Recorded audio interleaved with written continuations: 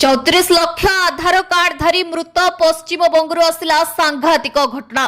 तेबे भिडियोटी को शेष पर्यंत निश्चिंत देखंतु। ता पूर्व चैनल रे नुआ थिले चैनलटी को सब्सक्राइब करी पाखरे आସୁଥିବା बेल आइकन को ऑन करी रखंतु, जहां फल रे एभली लेटेस्ट न्यूज सर्वप्रथमे आपण मारी देखि परिबे।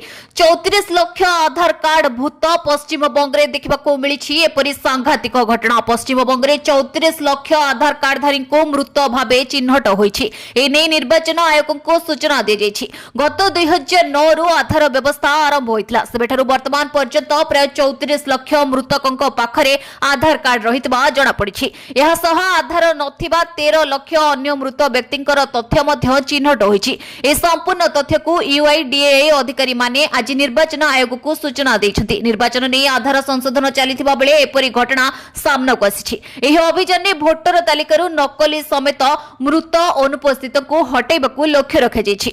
बैंक गुड़िकरु मध्य तथ्य संग्रह करा जाउछि। आधार सह जोड़ा जाइथिबा बैंक अकाउंट गुड़िकरे वर्ष वर्ष धरी केवाईसी होई नथिबा अकाउंट को चिन्हट करा जाउछि। तथ्य जांच परे एही नाम गुड़िको तालिकारु हटाइजिबो बोली जणा पड़िछि।